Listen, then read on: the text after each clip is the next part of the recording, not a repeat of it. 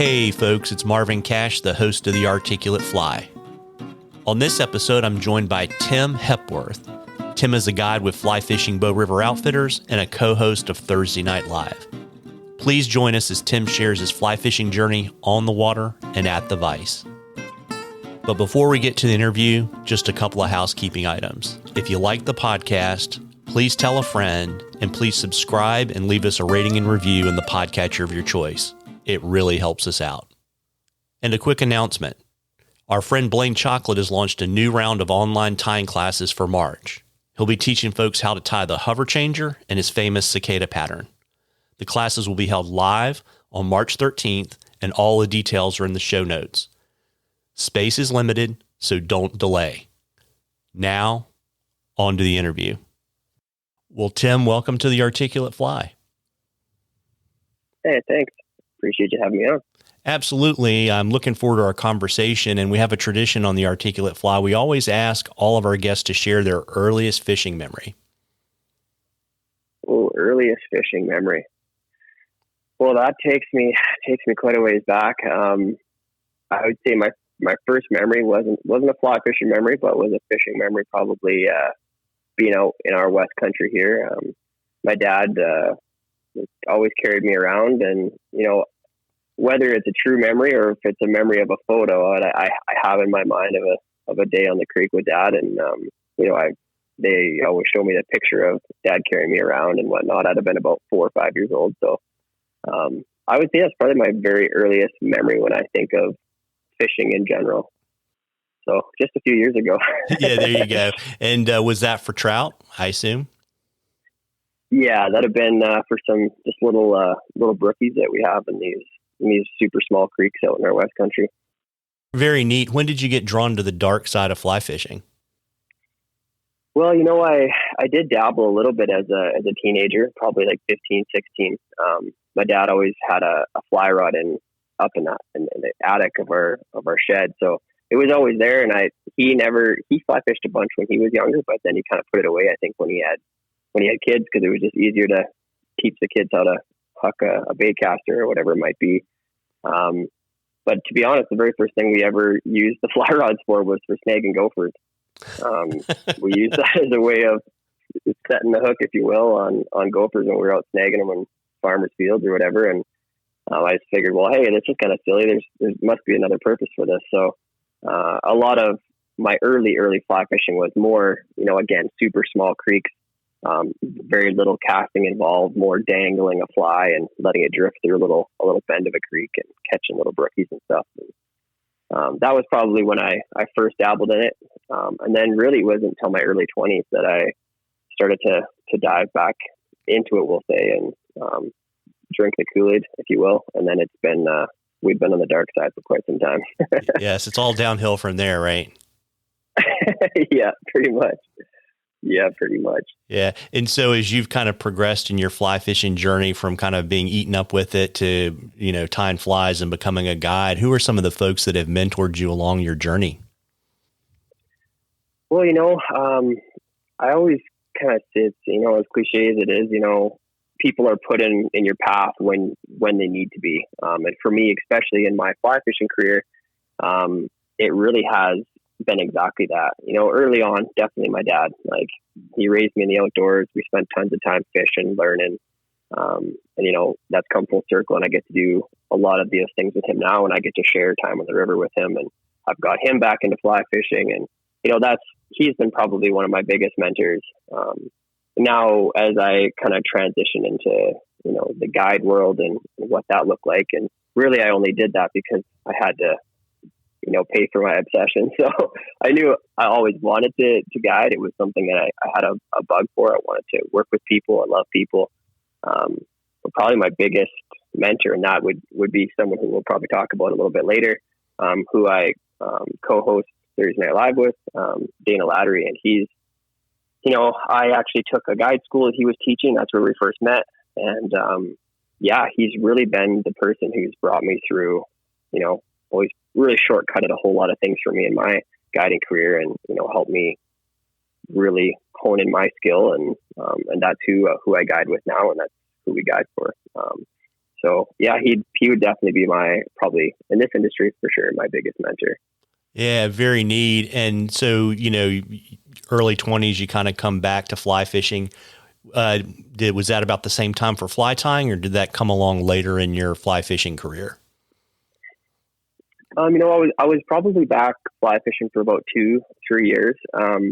And my brother, he had fly fished a lot when I was growing up, and I just never really did it with him. But he always had this little tickle trunk of stuff where he kind of messed around tying flies. And one day I just asked him, "Hey, do you mind if I take this? Like, there's this craze about tying flies. Like, what is it?" And all my first tying was designed for this trip I was doing out to British Columbia for pink salmon off the beach. And so I had booked a guided trip out there, and I thought it would be pretty cool to tie my first flies.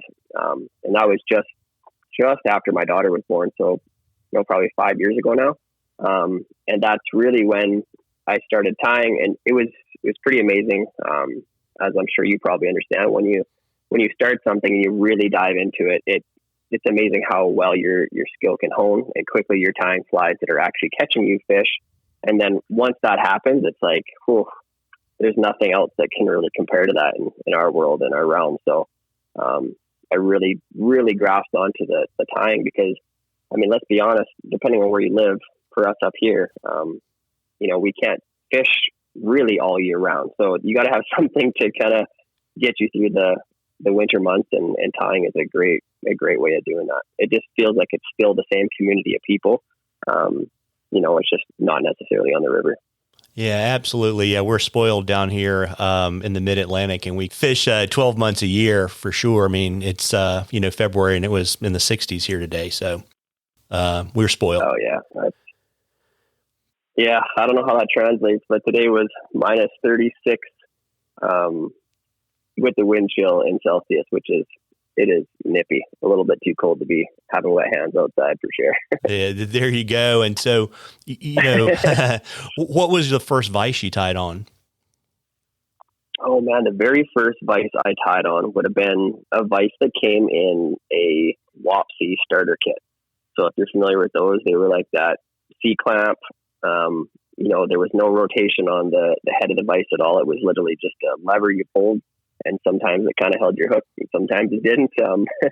That was the very first vise that I ever tied on, which was great. It was a great entry into what tying was going to be. Now I look back on it now, and I definitely understand that I probably could never return to that vise, but great starting point. Yeah, absolutely. And so you really, to be as accomplished as you are in the tying space, you haven't really been tying that long. Who are some of the folks that have influenced your tying? Oh yeah. That's, to be honest, the world that we live in, information is so easily available. I didn't have a lot of people around me that were really into tying like I was. Actually, to be honest, I didn't have any. No one else really had the bug like I had it. And so I was really just reached out to the internet, and without them really knowing they had any influence on me. Probably one of the greatest influences would be Tim Flagler. So he does Tightline Video. It's his YouTube channel. I learned so much from him right from the very beginning. Was watching his stuff, and it really brought me a long ways. Fly fishing the Ozarks. Brian, he has been a great dude to interact with anyways, but I learned a ton from him when it came to tying streamers.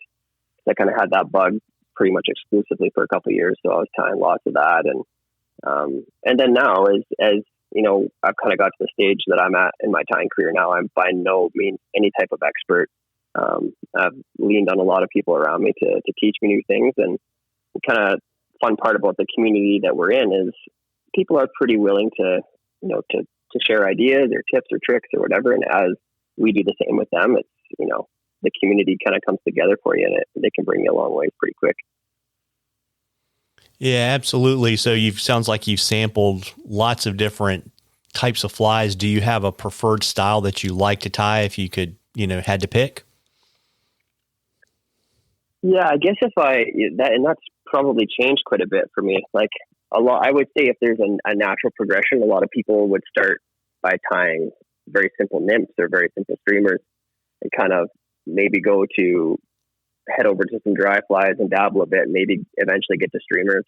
I actually pretty much started exclusively tying streamers. I kind of moved from really simple ones into, the Kelly Gallop stuff, all those really fun, crazy looking bugs. I love to fish them, love to tie them.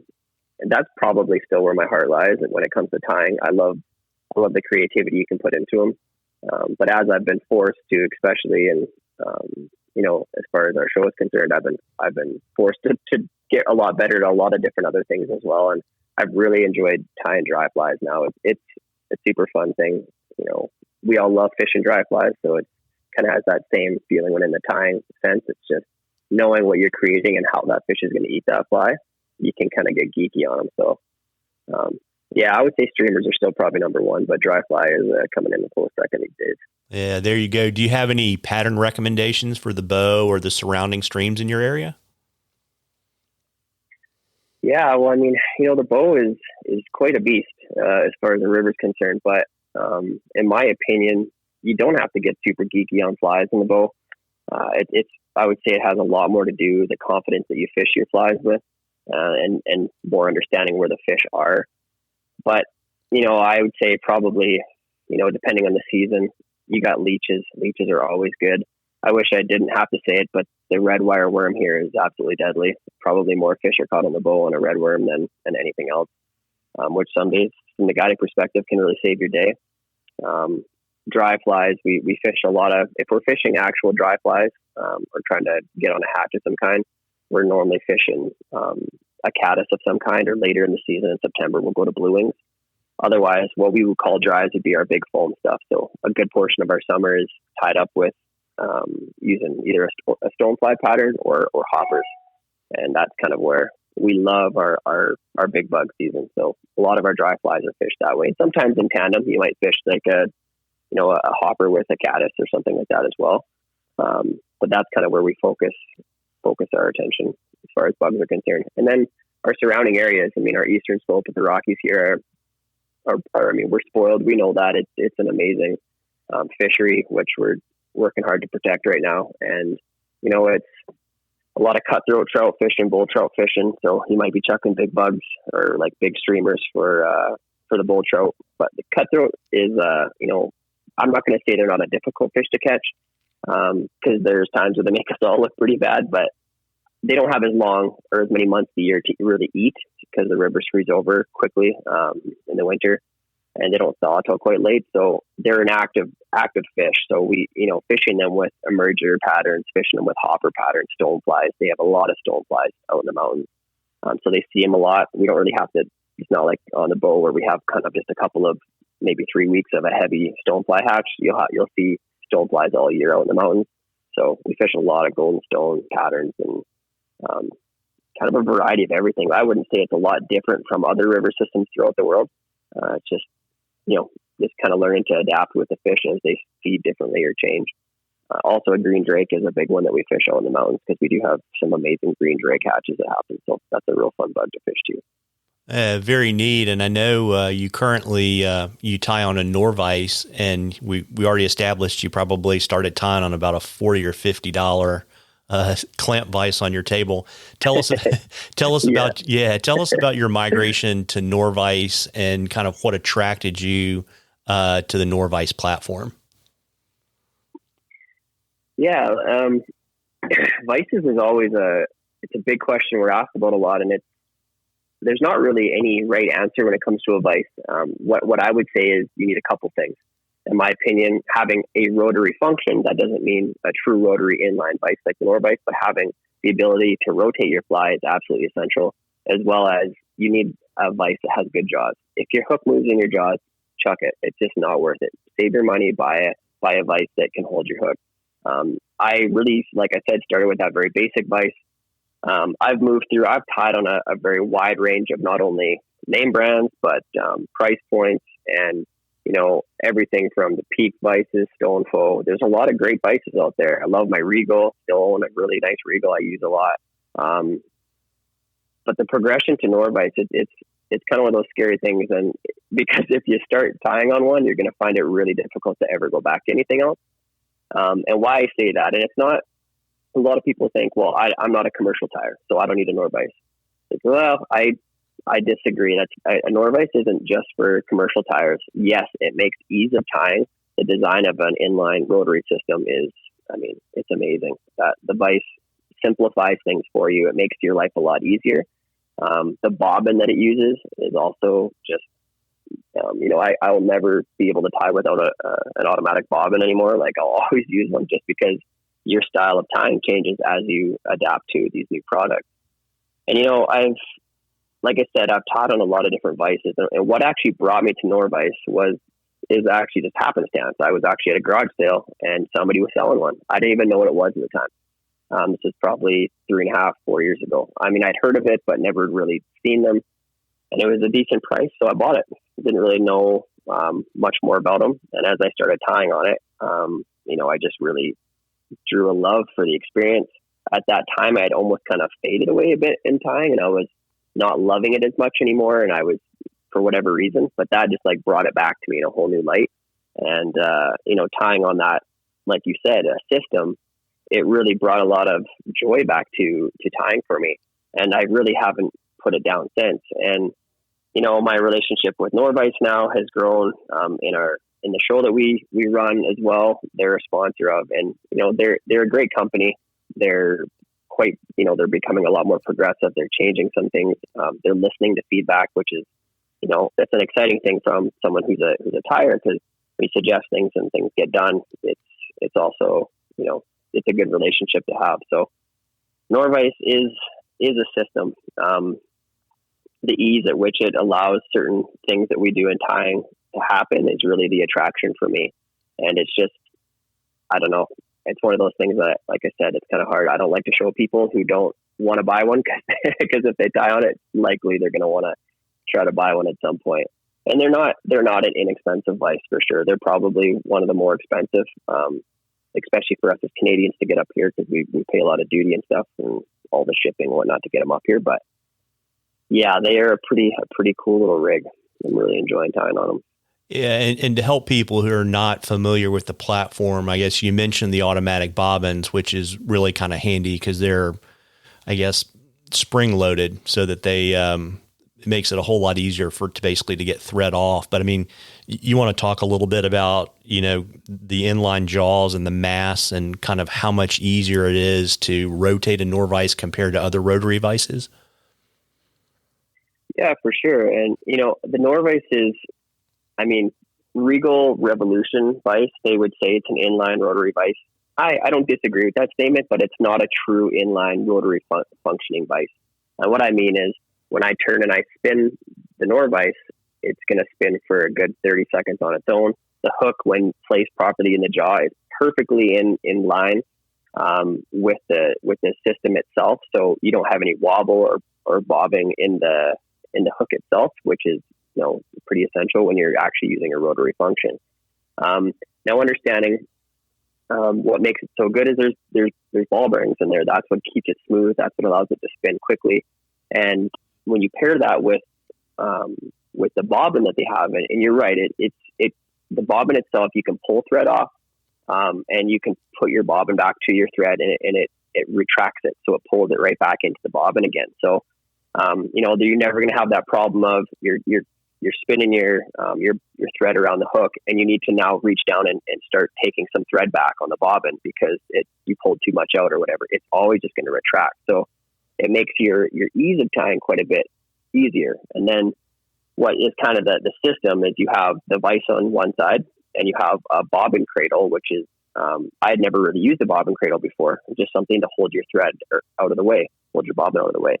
And so that's an integral piece of the Norvise. So every time you do something, you set it over there, you can spin your materials up, bring your bobbin, because now when you take your bobbin off your cradle, it comes right back to your hook, retracts all that thread. So like we said, it's a system. It really does work well together. It's not something that I would want to maybe, throw a different bobbin on and tie with, because it just isn't going to be the same. You tie as a system. Not sure if that explained it well enough without a visual, but yeah, that's kind of how the system works. Yeah, and folks can always go over to their website at www.nor-vice.com, and they can certainly get a visual. And, obviously, Tim and Tyler put out a ton of stuff on their Facebook channel and their YouTube channel, so people can kind of see it in action.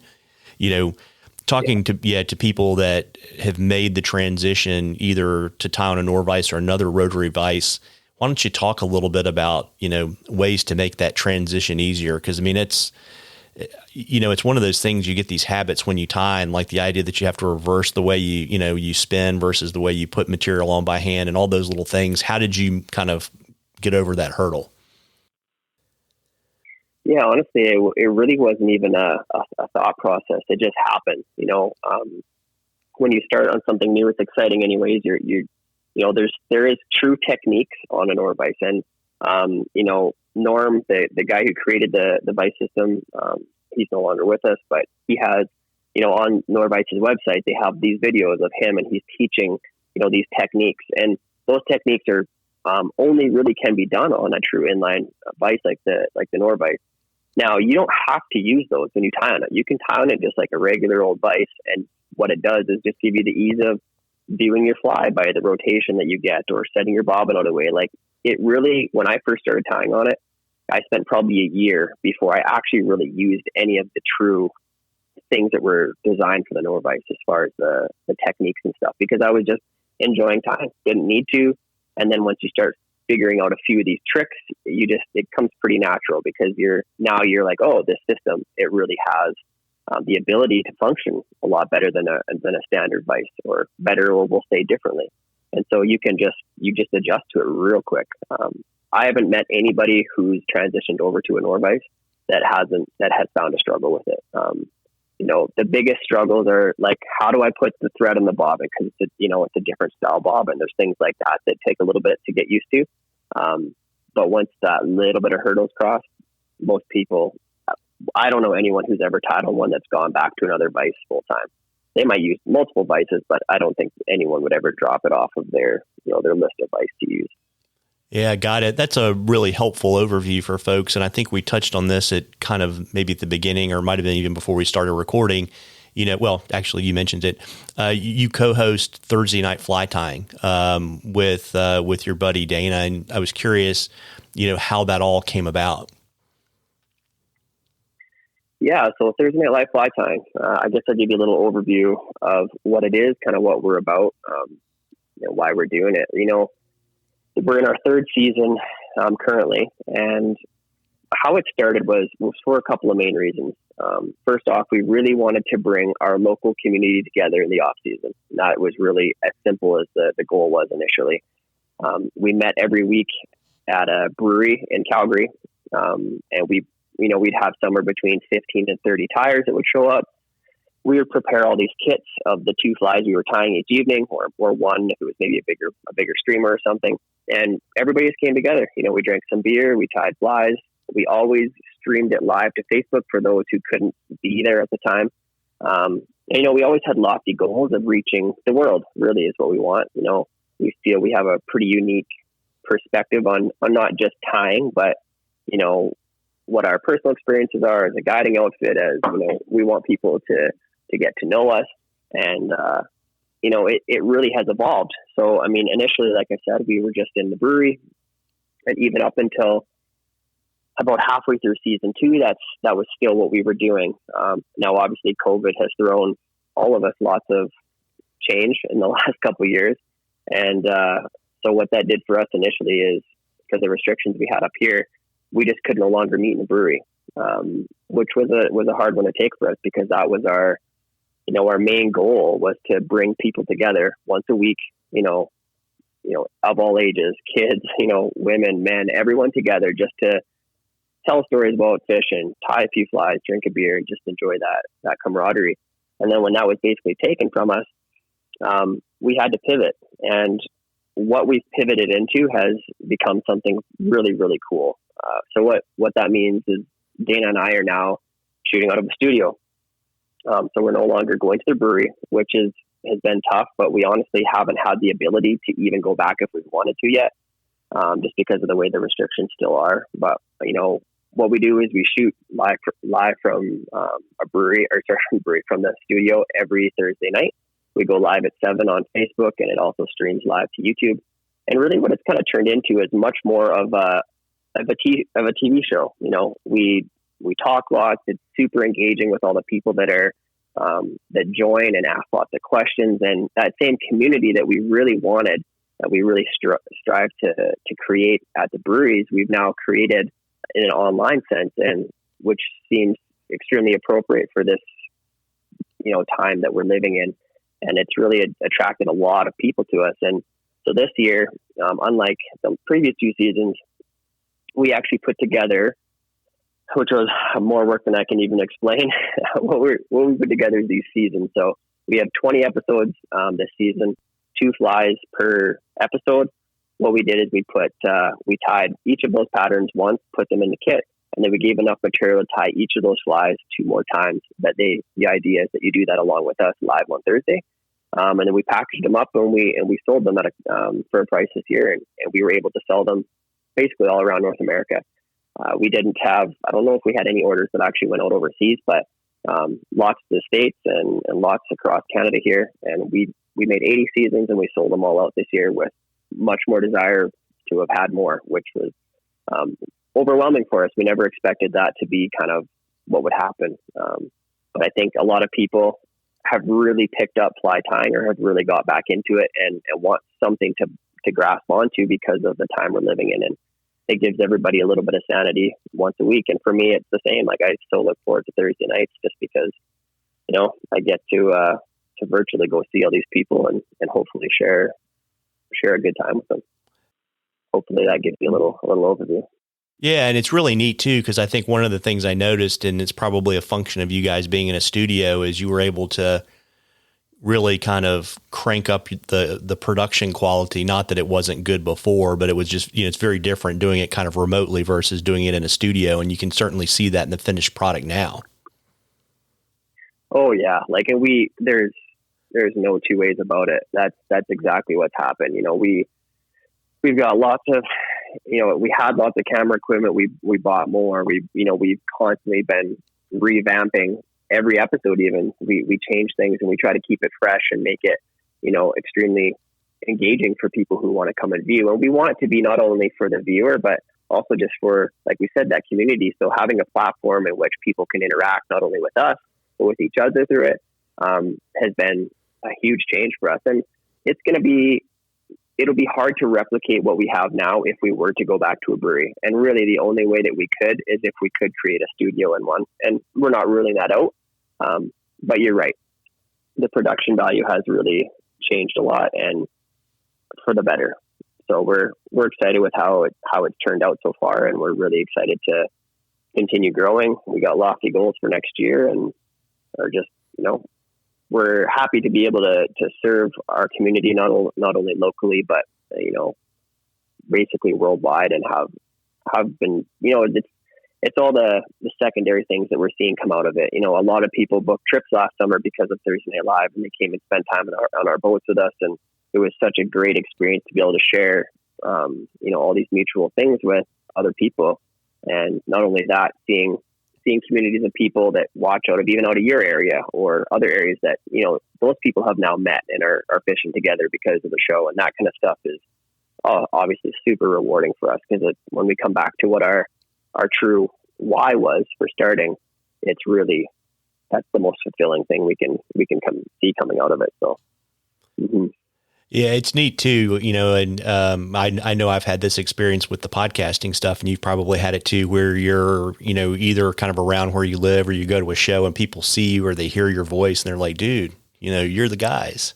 And it's really, right. Yeah. And it's really neat to, find that community of people and kind of support that. And, to your point, particularly for people that kind of live in truly, 4-season places, you've got to find that way to stay connected to the sport that you love so much.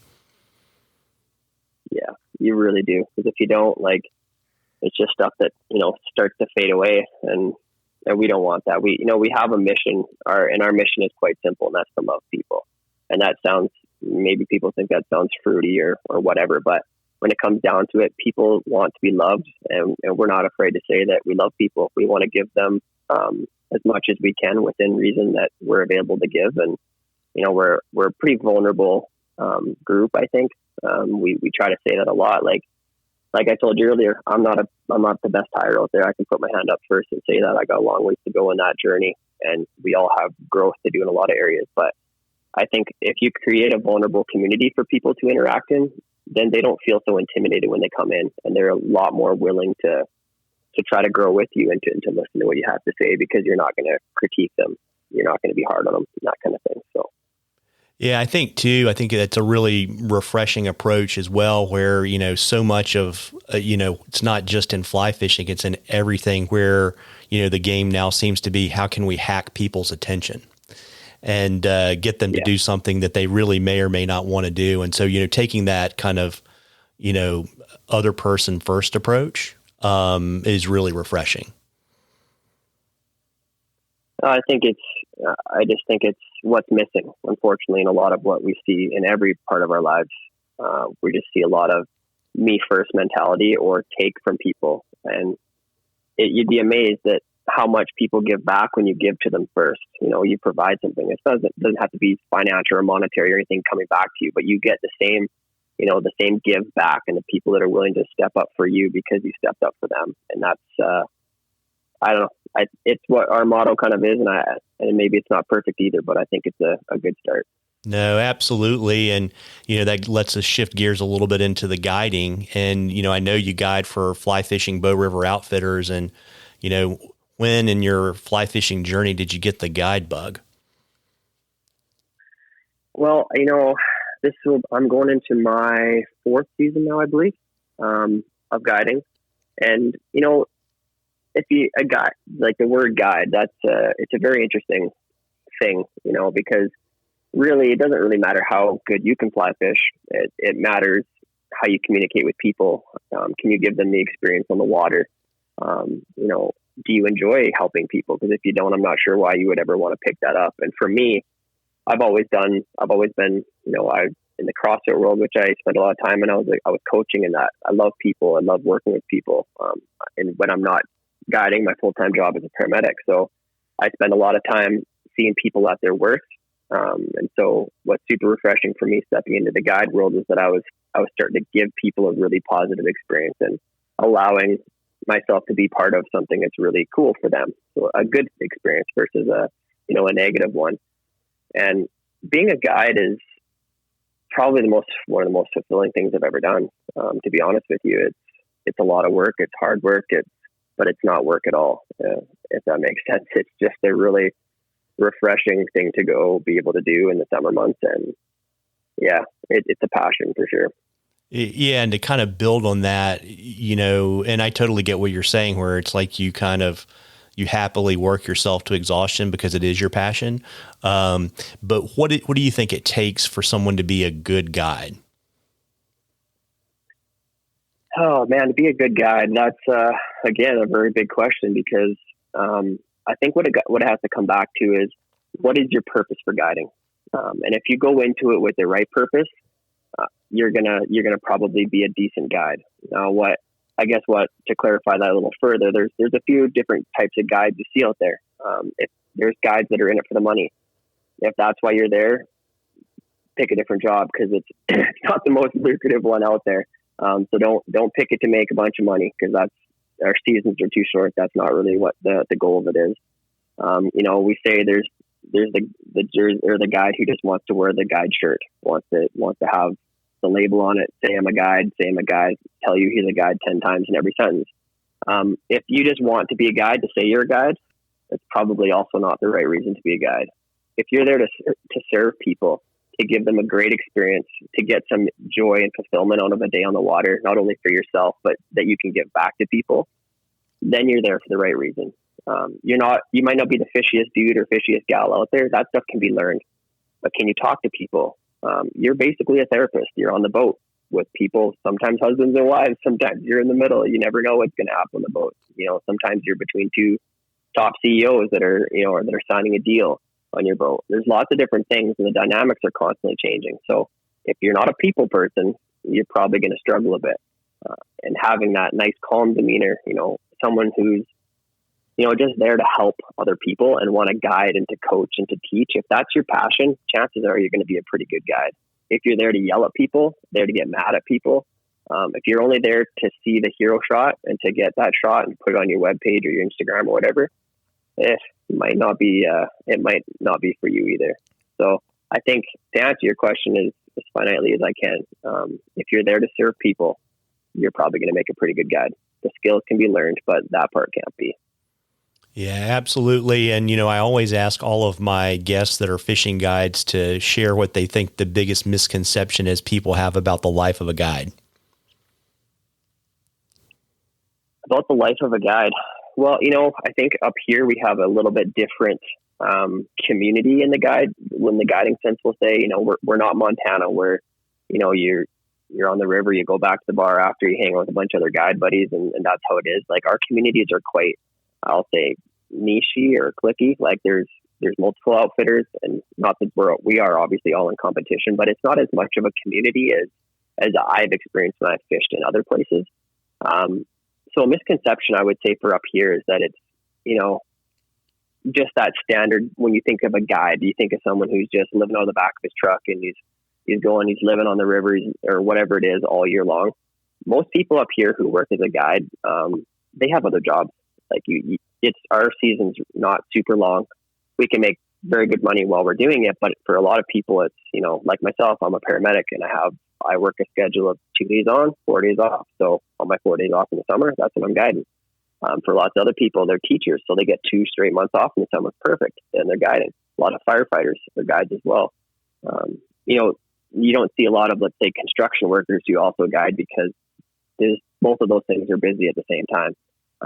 But most people are going to have a second job in this industry. And I think a lot of people think that if you're a fishing guide, you just hop around the world, jumping from Patagonia to wherever, back to Belize and then up here, and then your full year is full of guiding. And maybe there are some people who do that, but I pretty much could promise you they're not family people, because that just wouldn't be a sustainable thing to do with your family. But for us up here, most of us are all, doing something else, and our passion is our guiding, and that's why we do it.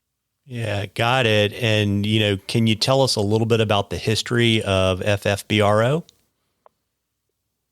Yeah, for sure. So most of the guides who have come out of or who guide for FFBR kind of have been guiding in other places first. A few of us guided to the same outfitter, and we decided that we wanted to step out on our own. Now Dana, he's been guiding for, I believe, roughly 10 years in the bow now. He's always had Fly Fishing Bow River Outfitters. He always had that company, but he was mostly guiding for other outfits in the area, and he would take some trips for himself through the business. And then when we stepped out, it was an easy transition. He already had the business set up. A few of us stepped out with him, and we started guiding with him, which was a pretty big leap of faith, especially for some of us who were pretty early in our career and didn't have a lot of clientele already. But we kind of all the things that I explained when it came to Thursday Night Live and why we do that, it really translates exactly why we do what we do in the guiding sense. So we preach about loving people. We do our best to actually follow through on what we say. And I think that experience has drawn a lot of clients to us. And, we've been super blessed. We've been extremely busy for even last summer, considering, all of our clientele, for the most part, 80% probably are American. When our border shut down, we really had to lean on our local clients, and you wouldn't believe it, man. It was just like, it took care of us so amazingly, and we stayed busy all summer, and, we're praying that that's what happens again this year. So now that brings us to where we are now. And, Fly Fishing Bow River Outfitters is yes, it's a company, but we're trying to diversify a lot. We have Thursday Night Live is basically an offshoot of it. We do a lot of other things in the community. We actually have done some pretty big film projects together. We had a film in IF4 last year. So we're trying to just kind of be a diverse group and constantly grow, and as a business it's all kind of comes full circle, and hopefully that draws people to us when it comes to booking trips and hanging out on the water with us. Yeah, very neat. And, I guess that lets us to actually start to really talk about the fishing. And, I would imagine, I've been lucky to fish in, Montana and Wyoming and Colorado, but obviously you guys are up farther north. And so I'd imagine your season's a little bit shorter and looks a little bit different. Can you kind of walk us through kind of what your guide season looks like on the bow? Yeah, absolutely. If you've fished in Montana, we're probably as close to any place as possible would be similar to Montana, although they seem to be able to lengthen out their shoulder seasons a little bit more than we can. Pretty much the very first trips we would take in a year, and understanding normally they're at a little bit of a reduced rate because they're shoulder season, and the days are a little shorter, but normally we'd start in about April. So beginning of April, the fishing can be really good on the bow. It's kind of pre-runoff. A lot of our rainbows have actually taken off and they're spawning. So it's a lot of, you do catch rainbows, but a lot of browns as well. And then that kind of transitions us into May. Again, can still be good fishing, can be really, really top notch fishing actually. And a lot of people, I think, miss out on that. But then we transition into what our runoff season is. And so we hit June, and normally it really depends on what the runoff looks like and how much, snow we've had the winter, all that kind of thing. But not that June as a whole is a write-off, but we never really know exactly when in June our runoff is going to start or end. So really we get pumping good by like the beginning of July again. And then July, August, September are going to be our core months for the guide season. We will guide up to the end of October, but again, October would definitely be our shoulder month, kind of like April and May. And October is our days get shorter, obviously, so we don't have as much daylight. So a lot of our floats kind of change as well. We kind of got to take shorter floats just because we don't even have enough hours in the day to be on of daylight to be on certain sections and such. So, but that's pretty much our guiding season. The bow does stay open to fishing year round, and there is water in the city section that's open year round. Like open, I mean, doesn't have ice on it. So there are some diehards who go out and fish, but we wouldn't take a guided trip that time of year just because we don't feel it'd be a fair thing to give to a client, just because the fishing is super unpredictable in the winter. So.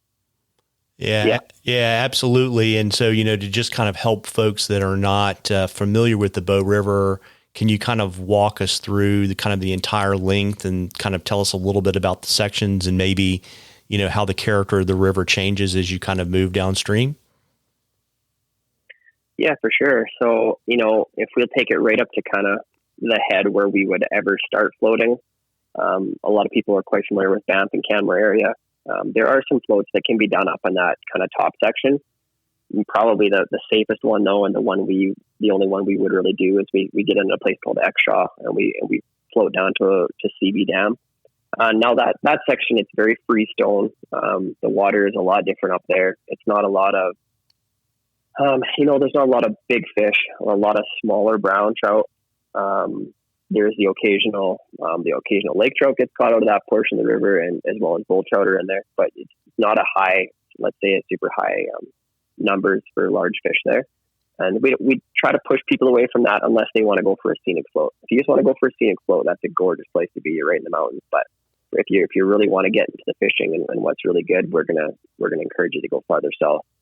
Now there are some floats that can happen below, like the big dam that we have in the river is called Ghost Dam. So below Ghost Dam, there's some floats that can be done kind of down towards the edge of the city. But now for us, we don't really fish much through that section. That's not where a lot of floats don't really happen in that section. Once you hit the city, we have multiple sections that start. So you can kind of fish the top end of the city all the way down to, so probably our most popular put in would be called Glenmore in the city. And just in the last year, they've opened up 2 more boat launches above that. So now we have the availability to float down through the city section, like right through downtown Calgary, which is a really, really cool experience because you could literally be fishing. We could pull over at the cafe, go have some lunch and come back on the boat if that's what you wanted, or you could order pizza to the boat, like whatever, because you're right in town. The fishing up there can be really good. There's some really big fish up there, big browns. Still feels a little freestone though. Like it's the water is a little different color. Doesn't fish quite the same. Now, once you get down to Glenmore, we're just below where the water sewage treatment comes back into the water. So that's probably why our population of fish is so healthy below that, is because, the alkali comes into the water, helps the weeds grow, the bugs grow, and the fish get bigger, eating bigger bugs, to kind of simplify it. So That's where we really start doing the majority of our floats. So we have Glenmore down to Fish Creek is a stop off in town. And then from Fish Creek, you can go down to Policeman's Flats. And now those can be broken up, or you could go all the way from Glenmore to or Glenmore to Police in a day. And that's what we would consider our city sections. So once we get out of the city, Policeman's Flats is where we start.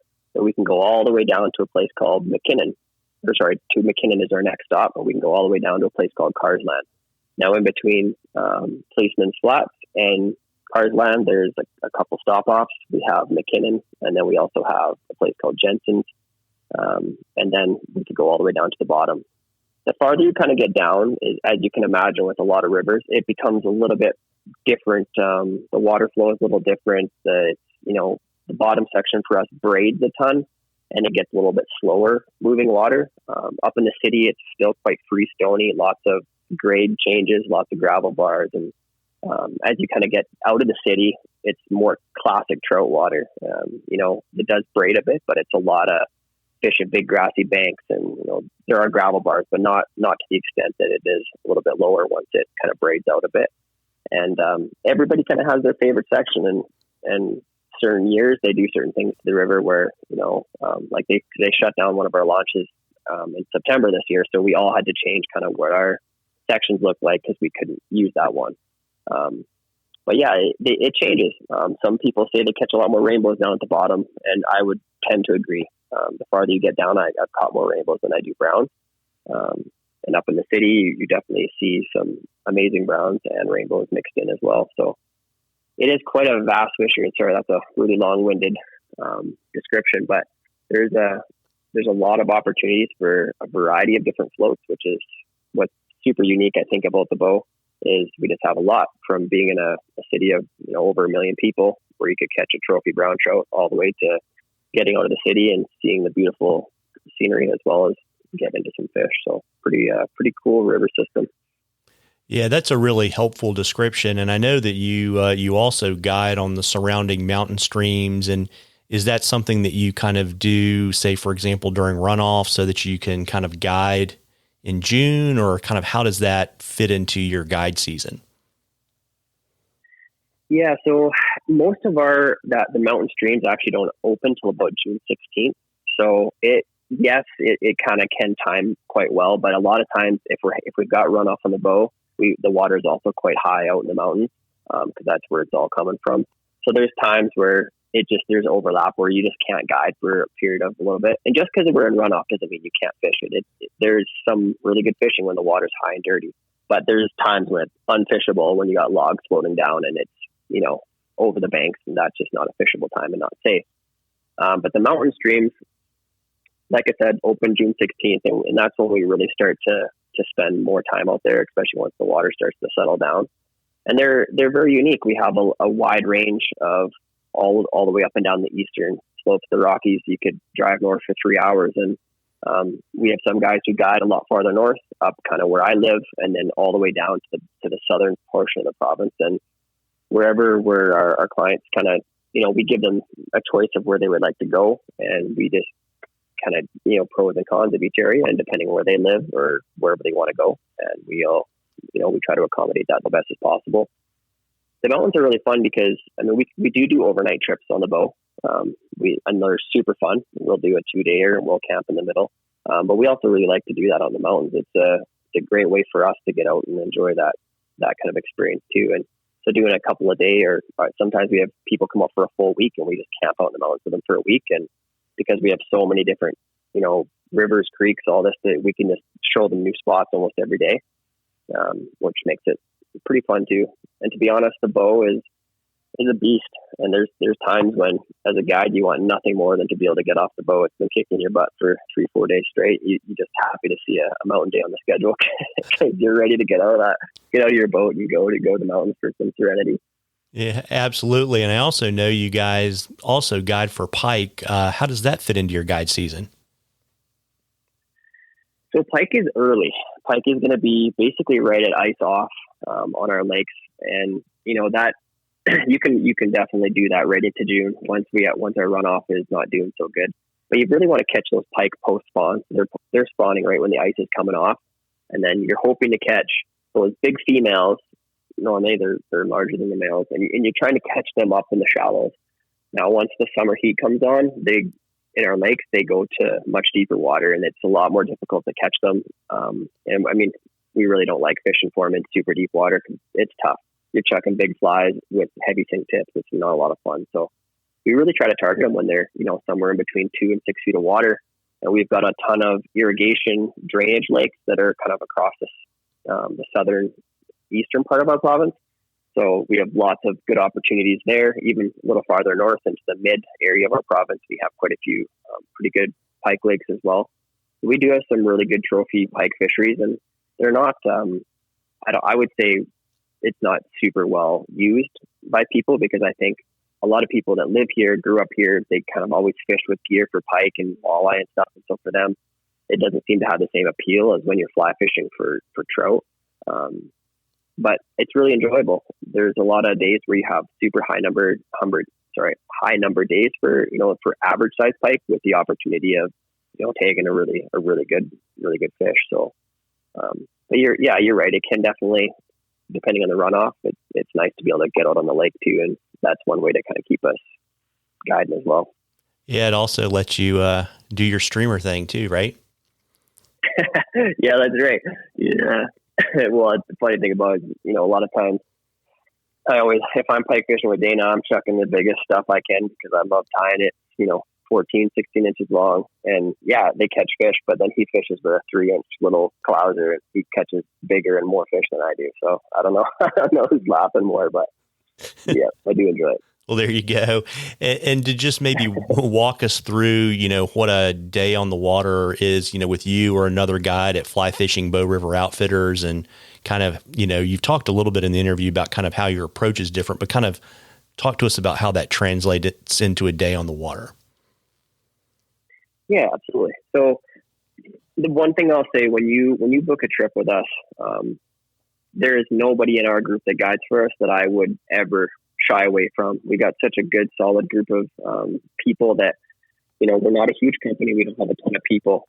We try to keep it small because we want to give the best that we can. So we're not just taking on anyone that we can. We want to keep it, the integrity of the group, and understanding what we provide for people is the highest quality. So when you book a day with us, what you're going to get. So if you're in Calgary or you're traveling or whatever it is, we can come pick you up in the city, or you can meet us at the launch, or we have a meeting point that we normally go to. We'll get you out on the water. In your day, you have included, we provide lunch and all non-alcoholic beverages that you desire for the day. And we'll accommodate whatever that looks like for you, allergies, all that kind of stuff. And then when you get on the water with us, we're going to, again, just kind of depends on the time of year and the season, what we're fishing. But, we're going to spend somewhere between 8 to 10 hours on the water. We'll stop for lunch. We'll take some time. We're never in a rush to get down the river. We try to, and bringing the guides that we have on and training them. It's like understanding that, again, this is about serving people. So what they need is what you need. And we talk about expectations all the time. And the very first question I'm going to ask you when I get in the vehicle with you or on the boat with you is, what do you hope to get out of today? And maybe that's not fish. And we're going to be honest with you. Not every day is the best fishing day. That's fishing. But what else can we do for you? You need to learn a little bit more about the double haul. Okay, let's do some casting. We'll pull over to a couple places that'll be good for that. Is it something you want to learn about, some bugs, some entomology? Awesome. Let's pull over. We'll flip some rocks and we'll talk about it. There's a lot more out of a guided day than just catching fish. And yes, there are certain clients that all they want is 20-inch brown and a 20-inch rainbow. And when they get that, they're happy. But I find on the most part, although we all love to catch fish, there's a lot more that we can be utilized for. Ask me questions all day, because I love to talk. I love to teach. Let's help you get through today and, hopefully teach you a lot of things. So I think, and I'm not saying that when people book other people, they're not also getting that, but that's really what we're trying to portray to people is, like I said earlier, we're a vulnerable group of people. We're not trying to say we're better than anybody else. We just think that, we want you to know that we're going to serve you the best we can and give you kind of the best experience that's available for you. So when you book with us, I can promise you one thing: you're going to have a good day. The experience is going to be positive. I can't always promise you 100 fish, but understanding that your expectations are real. We're going to have a good time. Yeah, it's amazing to me, how reluctant people are to tell their guide what they really want to accomplish or get out of a day on the water. Which is silly, really. I mean, you're paying a good amount of money to be there that day. Just be honest with us, because if it's something we can truly help you with, we want to. Like that's obviously a given. I mean, I can say from my experience, I know when I booked my very first ever guided trip, I was sweating bullets. I was like, oh man, this guy's gonna be critiquing me, and I'm never gonna do anything right. I'm super nervous. Like I almost backed out of the trip because I was so nervous about it. And so I understand that side of things, but just trying to explain to people, I'm not going to yell at you. I promise you that. None of our guys are going to yell at you. That's not what we're about. If you want that, maybe head south to somewhere warm, because that seems to be a mentality down there. For us, that's not it. Yeah, go to Key West. They'll yell at you down there for sure. Yeah. Oh man. And I mean, that's a whole other discussion in the guiding world, but I had the same experience. I've done some guided trips to Cuba, Mexico. I got yelled at in Spanish all day. I don't even know what I was being yelled at, but I could assume it wasn't good. What's the point in that? And we have guys on the Bow River who do the same thing. And I sit back and shake my head. I was like, do you think that client wants to come back to you again? Are you going to ever have that return client if you've yelled at them? What's the point? Don't make them feel bad when they pop off that fish and that they watch that big, 20-inch brown tail wave goodbye. Like, no, reiterate to them, what an experience you just had. You tricked that wild animal into eating your fly. Like, how cool is that? Like, emphasize those things, because that's truly what it's about. We're not always going to get the fish to our hand. That's just unrealistic all the time. But there's so much more that we could engage people and get them excited about. So yeah, I mean, it's just silly, but yeah, that's a whole other conversation, I guess. Yeah, we'll save that for the next time you come back. Maybe you can come back with Dana and we can talk about that for an hour.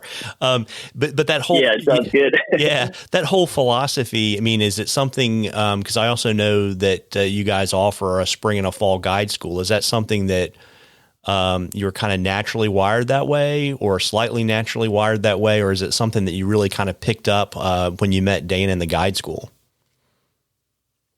Yeah, so basically, I met Dana when I took guide school from him.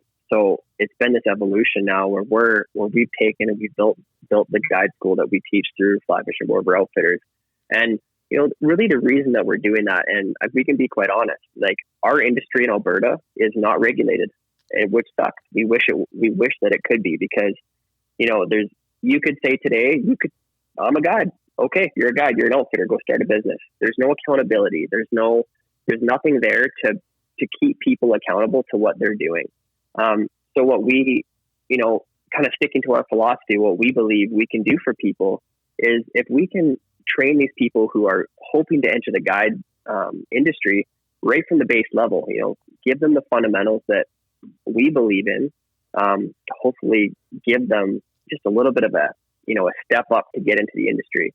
And our guide schools are super awesome. We got 6 days of just lots of time on the oars, some little bit of classroom time, but most of it's out on the water. Teaching etiquette, teaching things that we see broken every day at the boat launch or on the water. Or just, it's like, guys, like, we feel like we could train a lot of people who are already in the industry, just these little things that would make everyone's relationship on the water better. And so this guide schools have been, I'll be honest, we've pulled a lot of people out of the guide school to guide for us. We say, ooh, that one's a keeper. We'll keep that one. Like people who are just, they fit the glove that we're already in. And, I think a lot of people who have taken our classes now have come out just feeling super confident about themselves. And we have people who are taking this that aren't even wanting to guide. They just, from, just wanting to come and spend 6 days hanging out, learning to row a boat, to, wanting a holiday and learning something different. And that's, we're here to train you into the guide industry, but there's people who are taking it that don't really have a lot of intention of even guiding. But everybody comes out of guide school with a renewed perspective. So yeah, we've been super happy with how the guide schools have turned out. Yeah, it's interesting because like guiding in North Carolina is not regulated, and outfitters down here have a similar frustration. I know you've got people in your school that don't want to become guides, but what does your typical student look like that wants to become a fishing guide? Oh, the typical student is just like I was. It's like, I don't know how to go. I don't know how to go from not being a guide to becoming a guide. So how do I do that? Like, what do I need for gear? What do I need to invest in for a boat? Like, what do I need to do to even break into the industry? And if you have no information, you just don't know. So I think the majority of people who come in, they're like, ooh, I think I'd like to be a guide. And some people, once they get into the course, maybe realize that guiding isn't for them. Maybe it's not what they thought it was. Like I said earlier, maybe they thought it was going to be a super like above and beyond lucrative thing. They're going to make their millions, and then that would be their retirement gig. We see a lot of people who are actually wanting to retire from other work coming to be a guide because now they're going to have the time. That's a pretty kind of typical thing to see too. But I think most people who are booking in the school, they have the desire to guide. They just don't know how to get started. I think if it was like a regulated province, there would be very step-by-step process to break into the guide industry. Whereas because there isn't, a lot of people just don't know where to start. Like even from a business standpoint, how do I set up a business? How do I go about getting insurance to keep myself safe? And these are all things that we cover and try to, from day one, step people through the process into eventually being on their own boat, either working for somebody else or working for themselves and, getting people on the water. Yeah, it makes a lot of sense. And, as we kind of start to kind of wind things down, I guess we're probably 2 months away from pike season starting. How does your guide calendar look for 2021? 2021, I mean, we definitely have stuff on the books, but we're at kind of a funny stage, I think. Again, there's all this unknown about our border being open or not. So if the border opens, we're going to be busier than we can handle. And if it doesn't, we just hope that we are still able to be supported by our local clientele. We definitely have space in our calendar still. So we look forward to hearing from people and being able to get some, get some new people on the trips, and hopefully that border will open and we'll have some awesome American clients like yourself to come up and to visit with us. Well, there you go. And, before we go, why don't you let folks, I guess, know where they can, find and follow Fly Fishing Bow River Outfitters, how they can kind of keep track of what's going on every Thursday night. And also, we ought to let folks know where they can follow you and your daughter on Instagram. Yeah, for sure. So our social media for Fly Fishing Bow River Outfitters, we're on Instagram as Fly Fishing Bow River Outfitters. On Facebook, it's the same, just Fly Fishing Bow River Outfitters. Our website is flyfishingbowriver.com. And if you go onto our website, that's the easiest way to book us. There's a whole list of things in there. You can contact us with anything you might have a question about. You also can see information about our guide schools are on there. And then Thursday Night Live is in there as well. So all of our videos from past tying weeks get cached on YouTube, and we put links to on our website as well. And if you just want some information about it, hesitate to reach out. We're whether it's on our social media or on through the website, we're always ready to answer questions. For myself, my personal Instagram is at Timothy Hepworth. And then the one you were just referring to, at Tim and Ren, is an account that I started with my daughter a few years ago. It's just super fun, lighthearted. It's really just about all the adventures that I get up to with her, and from hunting, fishing, all sorts of things. Her love is definitely fly fishing, which I've been super blessed to just be on part of the journey with her, because she's renewed fly fishing for me too. She's kept it really light and really fun, and the days where I don't want to go out necessarily, she pushes me to take her out. So stay tuned on that account. I guarantee you'll see some fun content. So. Yeah, that's super neat. It's funny because, when I fish with my boys, particularly when they're younger, it's interesting, because you've kind of been doing your thing for a while, to see the world and the fly fishing world through their eyes. It's really pretty neat. It just renews everything, right? The things that we overlook every day on the river, it's so fresh for them. The things that excite them are things that we should probably still feel excited about. And it's, you're right. Seeing it through their eyes it's like you're starting all over again, and how much fun it was right at the start when everything was exciting. It feels just the same. Yeah, it's super cool. Well, listen, Tim, I really appreciate you carving out an hour for me this evening. Wish you the best of luck in 2021, and maybe we'll get to fish together soon. Take care. I hope so, buddy. Thank you so much. Well, folks, I hope you enjoyed that as much as we enjoyed bringing it to you. Again, if you like the podcast, please tell a friend and leave us a review and rating in the podcatcher of your choice. And don't forget to check out Blaine's March classes. All the details are in the show notes. Tight lines, everybody.